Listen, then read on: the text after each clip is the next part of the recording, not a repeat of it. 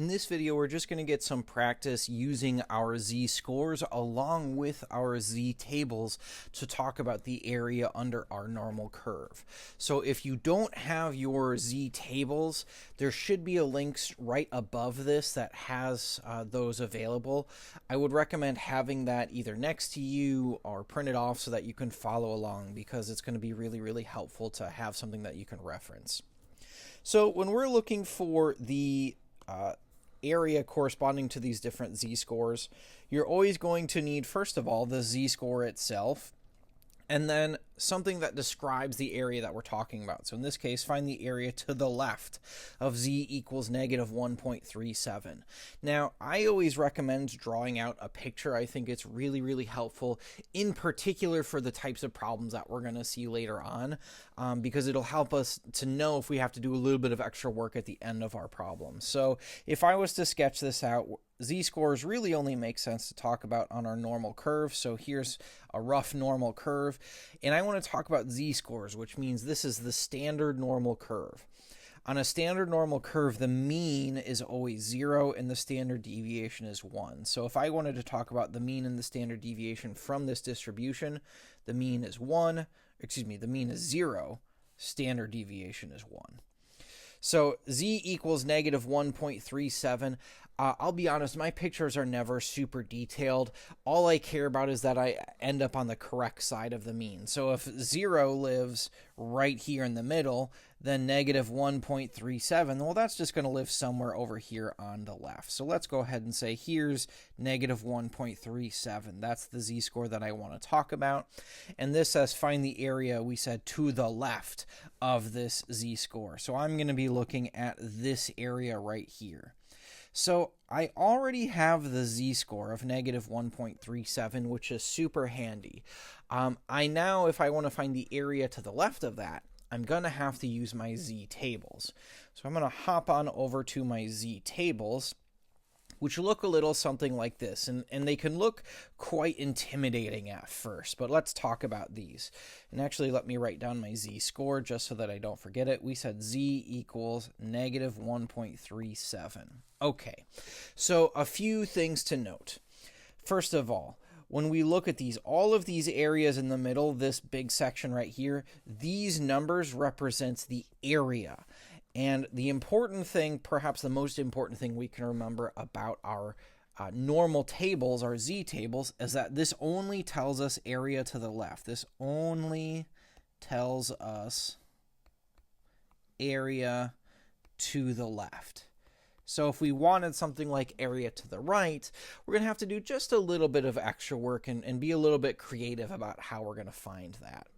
So when we look at these, one side of your z-table, it should have two sides to it. One side is going to have negative z-scores, which here I can tell here are my negative z-scores right here. And if you flip it over, you should have the positive z-score. So if I scroll down to the next page, here we're going to have our positive z-scores. You'll notice these guys over here are all positive. When we look at our table, I'm going to scroll back to my negative case right here. When we look at our table, we need to determine just a couple things. I'm going to start by looking at just this part of my z-score, negative 1.3. So on either the left or the right side, depending on whether we have a negative or a positive z-score, the left side, or excuse me, the right side in this case, is going to tell me the first number and the first decimal point of my z-score. So I'm looking for negative 1.3, which is this guy right here, negative 1.3. So I'm going to start by turning my attention to this row right here. Here's negative 1.3.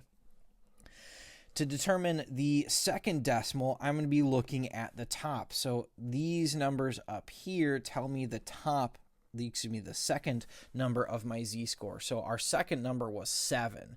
So we're going to be looking at, our second number was 7. We're going to be looking at this column right here. So I'm going to highlight that column because that represented my second decimal. And really I should be highlighting all of these, but what I would want to look at then is the intersection between the row that I've highlighted down here and the column that I've highlighted over here. So in this case, I can look at the intersection between those two, and I know that the area to the left of z equals negative 1.37, would be 0.0853. So the answer to that question, I don't have really any calculation to do. It's just 0.0853.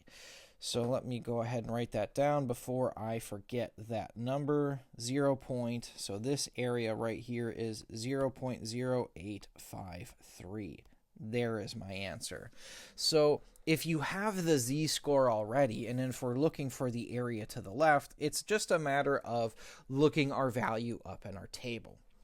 Now, if we want to talk about, in this case, the area to the right of a z-score, we do have just a little bit more work, but I'm gonna draw my picture first before we start to think about that. So I'm going to draw my normal curve. Standard normal curve means the mean is 0. So my z-score that I'm working with in this problem is a positive 2.09, which means that that data value lives somewhere over here on the right. I don't necessarily care about how far to the right. I'm not going to be super detailed. I just want something that'll give me an idea of what I'm looking at. So we've got 2.09 right here. And we want the area to the right, which means I'm looking at this area in my normal distribution this time around. So I would like to know, what is this area? So 2.09, let's go back and look at our z-table. So okay, we've got 2.09. And it's a positive 2.09. So I'm going to scroll down and look at my positive z-scores. We said z equals 2.09.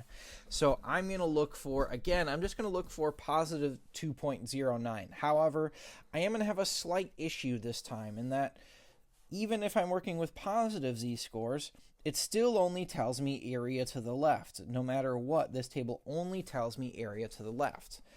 But we'll cross that bridge when we get there. So positive 2.09. Let me zoom out a little bit so we can see. So first of all, 2.0, I'm going to start with this part, 2.0. So here is 2.0. I'm looking at this row. So let's go ahead and highlight it. 2.0, this is the row that I'm looking at. And then the second decimal place is 9, which means I'm going to be looking all the way over here at this column on the far right. So I'm going to go ahead and highlight that column right there, and I'm going to look at the intersection between those two, and I find that the area to the left of that number is 0.9817. So that's the area to the left, so 0.9817. Let me take that number back. So this area is 0.9817. However, that's not the area that I wanted. I clearly highlighted the area to the right. Well, I can use what I know about complements and the fact that the entire area under this curve has to be 1. So if I wanted to find the area to the right, I'm just going to find the complement of this probability, 0.9817. So 1 minus 0.9817. Let's make sure I don't make a silly mistake. 0.9817 gives me 0.0183. There's my answer. So if I want to find the area to the right, it's not too terribly difficult because I just need to subtract the area to the left from 1. So I want 1 minus area to the left. Very good. Let's talk about the last case, which is the most complicated, but let's take it one step at a time. So now, in this case, in part C, I want to find the area between z equals negative 0.27 and z equals 1.46. So if I wanted to talk about this, again, I'm going to draw myself a picture here real quick just so that I can see what I'm looking at. Here's my mean of 0 right in the middle. This time I've got two z-scores to talk about. I want to talk about the area between negative 0.27. So first of all, it's a negative z-score, which means it lives somewhere over here on the left-hand side. So here's negative 0.27. And then I want to talk about a positive 1.46. So perhaps it's over here, positive 1.46. And I would like to find the area between these two values, which means I'm looking for the area in the middle right here, which seems perhaps a little bit more difficult, and it is a little bit, it's a couple extra steps that we're going to have to do, but we can still use the same tools that we've been using. We can still use our z-table to answer this question. What I'm going to think about is I'm going to start by saying, hey, let me just copy this real quick. This area that I have right here, it looks pretty similar to the entire area to the left of 1.46. So again, I'm going to circle this in red. This on the left is what I actually want. That's what I'm trying to find. And I say, well, that looks kind of like this, except this area is too big. But it at least gives us a starting point. So what I'm going to do is I'm going to start by finding the area to the left of positive 1.46. So let's hop back to my z table, positive 1.46, and let's erase some of this just so that we don't get mixed up. So we said our z-score this time around, our z-score is positive 1.46, and we can zoom in a little bit. So first of all, first number, first decimal, 1.4, which means we're looking at this row right here. So let's go ahead and highlight that. And then the second decimal is going to be 6. So we're looking at this column right here. And we're going to highlight that. The intersection between those two would be 0.9279. So I know the area to the left of 1.46 is this 0.9279. So let's hop back. So this area is 0.9279. However, that's not quite what I want because that's actually too big. It's finding this area right here. So I need to find a way to subtract that. Well, I can find that area. I can just say, well, let's go find the area to the left of negative 0.27. If I find the area to the left of this number, then I can just subtract those two areas and it'll only leave me with the area in the middle, which is what I want. So let's look up negative 0.27 in my z-tables one last time. So hopping back to my z-tables, I'm going to have to look at my negative z-tables. So looking at this right here, let's erase just so that we can start fresh. And we said this time around our z-score was 0.27. Actually, let me double check because I already forgot. Negative 0.27, yes. Okay. So let's hop back here. My z-score is negative 0.27. So my first decimal would be negative 0.2. I'm going to have to zoom out just a little bit here. Here down towards the bottom, here is negative 0.2. So I know that this is the row that I'm looking at. And then the second decimal place is a 7.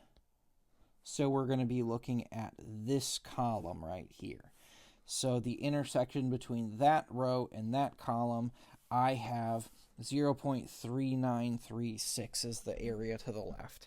So 0.3936. So this area here in blue, 0.3936. So to finish this problem up, I have one last step. I said, okay, well, this area to the left of 1.46, that's too big. I should subtract the area that I don't want, which is 0.3936. So to find this area, I want 0.9279 minus 0.3936.